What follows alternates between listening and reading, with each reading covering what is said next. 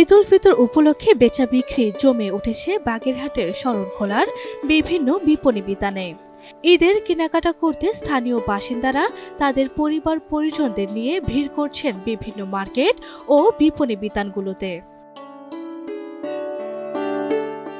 মার্কেটে থাকা দোকানগুলোতে বাহারি রঙের পোশাকের সমাহার। এবারের ঈদে তরুণ তরুণীদের পছন্দের শীর্ষে রয়েছে দেশীয় ফ্যাশন হাউসের তৈরি পোশাক, পাশাপাশি বিদেশি পোশাকেরও চাহিদা রয়েছে বেশ। Sari, Punjabi, salwar kameez, T shirt, jeans সব ধরনের পোশাকেরই চুল পড়া অনেক কমে গেছে। থ্যাংক ইউ মা। চুলের ভিটামিন জুই মাল্টিভিটামিন কোকোনাট অয়েল। বিক্রি বেড়েছে উল্লেখযোগ্য হারে।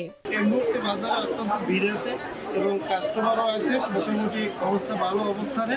পোশাকের পাশাপাশি জুতা, কসমেটিক্স, গহনা ও অন্যান্য ঈদ সামগ্রীর দোকানগুলোতেও ক্রেতাদের ভিড় লক্ষ্য করা যাচ্ছে।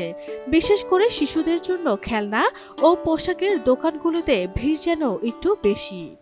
অনেক ভিড় বাজারে, তো খুবই সবাই কেনাকাটার জন্য ব্যস্ত। আশেপাশে একটু কিনতেছে, হয়তো বা পরে আরো দাম বাড়বে, এই জন্য সম্ভবত। বিক্রেতারা বলছেন গেল কয়েক বছরের তুলনায় এবারের ঈদে বিক্রি বেশ ভালো। তারা আশা করছেন চাঁদ রাত পর্যন্ত এই বেচাকেনা অব্যাহত থাকবে।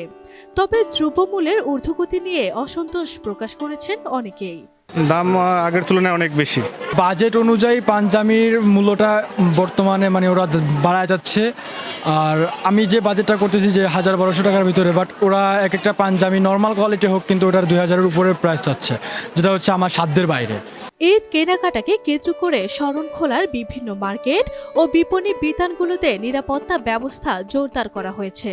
পুলিশ ও সেনাবাহিনীর সদস্যরা নিয়মিত টহল দিচ্ছেন। পবিত্র রমজানকে কেন্দ্র করে আমাদের রায়ন্দা বাজার সহ অন্যান্য বাজারগুলোতে আমাদের পুলিশ প্যাট্রোলিং জোরদার করা হয়েছে। এছাড়া আইন শৃঙ্খলা অবনতিজনিত কোনো ঘটনা যাতে ঘটতে না পারে সেজন্য আমাদের রায়ন্দা বাজার যে আর্মি ক্যাম্প আছে তাদের সাথে সমন্বয় করে আমরা যৌথভাবে কাজ করছি, যাতে করে এখানে ঈদকে ঘিরে কেনাকাটায় ব্যস্ত সময় পার করছেন শরণখোলার বাসিন্দারা।